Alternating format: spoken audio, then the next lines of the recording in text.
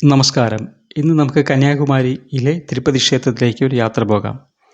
നമ്മൾ തിരുവനന്തപുരത്ത് നിന്നാണ് തിരിക്കുന്നതെങ്കിൽ തിരുവനന്തപുരം കന്യാകുമാരി എത്തുന്നതിന് മുമ്പായിട്ട് ഒരു ടോൾ ഗേറ്റ് ജംഗ്ഷനുണ്ട്. ആ ടോൾ ഗേറ്റ് ജംഗ്ഷനിൽ നിന്ന് ഇടത്തോട്ട് തിരിഞ്ഞ് കുറച്ച് മുമ്പോട്ട് പോയിട്ട് വലത്തോട്ടുള്ള റോഡിൽ കൂടി ഒരു 1/2 കിലോമീറ്റർ പോയി കഴിഞ്ഞാൽ നമുക്ക് തിരുപ്പതി ക്ഷേത്രത്തിലേക്ക് എത്താം, അഥവാ ശ്രീ വെങ്കടേശ്വര സ്വാമി ക്ഷേത്രം. ഈ കാണുന്നതാണ് ക്ഷേത്രത്തിലെ മുഖ്യ കവാടം. ഈ കവാടം കഴിഞ്ഞാൽ ചെല്ലുന്നത് ക്ഷേത്രത്തിൻ്റെ പുറകുവശത്താണ്. ഈ കാണുന്നതാണ് ക്ഷേത്രത്തിൻ്റെ പുറകുവശം. കന്യാകുമാരിയിലെ വിവേകാനന്ദ ക്ഷേത്രം നൽകിയ 5.5 ഏക്കർ സ്ഥലത്താണ് തിരുപ്പതി ദേവസ്ഥാനം അവരുടെ പൂർണ്ണ ചെലവിൽ, അതായത് 22.5 കോടിയോളം രൂപ ചെലവാക്കി ഈ ക്ഷേത്രം നിർമ്മിച്ചിട്ടുള്ളത്.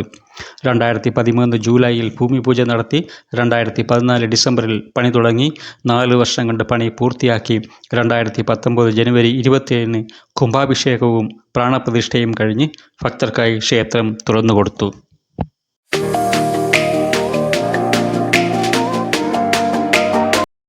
രണ്ട് നിലകളിലായിട്ടാണ് ഈ ക്ഷേത്രം നിർമ്മിച്ചിട്ടുള്ളത്. മുകളിലത്തെ നിലയിൽ ശ്രീകോവിലും താഴത്തെ നിലയിൽ, അഥവാ ഈ കാണുന്ന ഭാഗത്താണ് കല്യാണ മണ്ഡപവും മറ്റും. 1500 പേർക്ക് ഒരേ സമയത്തിരിക്കാൻ സൗകര്യമുള്ളതാണ് ഇവിടുത്തെ ശ്രീനിവാസ കല്യാണ മണ്ഡപം. വിശാലമായ കാർ പാർക്കിംഗ് സൗകര്യവുമുണ്ട് ഇവിടെ.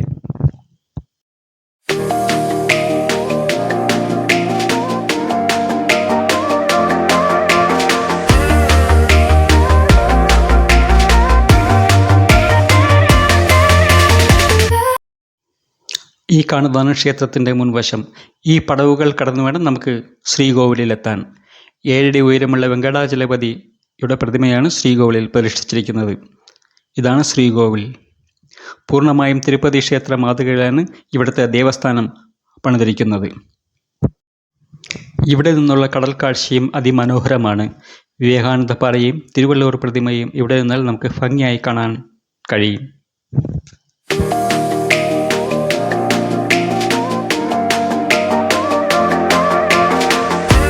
ശ്രീകോവിലിൻ്റെ ഇരുവശത്തുമായി പത്മാവതിയുടെയും ആണ്ടാൾ ദേവിയുടെയും ഉപപ്രതിഷ്ഠകളുമുണ്ടിവിടെ. തിരുപ്പതി ക്ഷേത്രത്തിൽ നടത്താറുള്ള എല്ലാത്തരം പൂജകളും നേർച്ചകളും വഴിപാടുകളും ഇവിടെയും നടത്താം.